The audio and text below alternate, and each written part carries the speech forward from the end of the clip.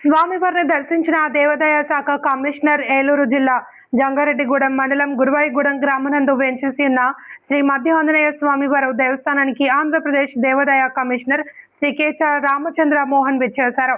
వీరికి ఆలయ assistant commissioner మరియు ధర్మకర్తలి మండలి అధ్యక్షులు ధర్మకర్తలు పూర్ణ కుంభ స్వాగతం పలికారు. అనంతరం శ్రీయుత కమిషనర్ వారు శ్రీ మధ్య ఆంజనేయ స్వామివారి దేవస్థానం నందు స్వామివారిని దర్శించి గర్భాలయంలో గల నిద్రా వ్యవస్థలో ఉన్న మద్ది చెట్టును పరిశీలించి వెంకటరామన్న గూడెం నందు గల హార్టికల్చర్ యూనివర్సిటీ వారిని సంప్రదించి మద్ది చెట్టు సంరక్షణకు తగు చర్యలు తీసుకోవాల్సిందిగా సూచించారు.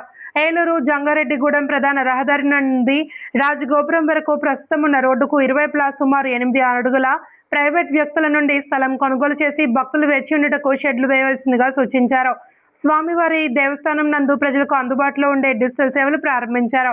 దేవస్థానం నందు జరుగు వివిధ అభివృద్ధి పనులు, రంగులు, డ్రైన్ పనులు పరిశీలించారు. దేవస్థానంకు ముందుగా ఉన్న వైన్ షాపులను తీసివేసి పార్కింగ్ స్థలం ఉంచవలసిందిగా ఆదేశించారు. ప్రసాదాలు తయారు చేసే పాకశాలను పరిశీలించి లడ్డు మరియు పులిహోర నాణ్యతను మరియు స్టోర్ను పరిశీలించి తగు సూచనలు చేశారు. స్టీల్ బల్లలు, బాయిలర్ పనులు త్వరితగతిన పూర్తి చేసి అన్నదానానికి సదరు నూతన భవనంలో ప్రారంభించవలసిందిగా ఆదేశించారు. డార్మిటరీ పరిశీలించి తగు సూచనలు చేశారు.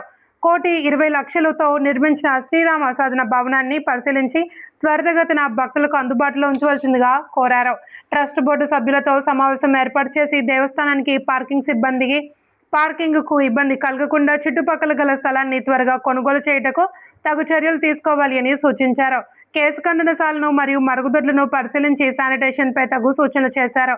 ఈ కార్యక్రమంలో జిల్లా దేవాదాయ శాఖ అధికారి కె శ్రీనివాస్, శ్రీ తనిఖీదారు వి సురేష్ కుమార్, ఆలయ ధర్మకర్తలు చింతపల్లి రత్న సురేష్, ధూళిపాల ప్రభాకర్, శ్రీమతి తిరుమలశెట్టి నాగవరలక్ష్మి, అనిల, శ్రీమతి వల్లూరి సునీత పాల్గొన్నారు అని ఆలయ ధర్మకర్తల మండలి అధ్యక్షులు శ్రీ రాజనా సత్యనారాయణ మరియు ఆలయ అసిస్టెంట్ కమిషనర్ కార్యనిర్వహణాధికారి తెలియజేశారు.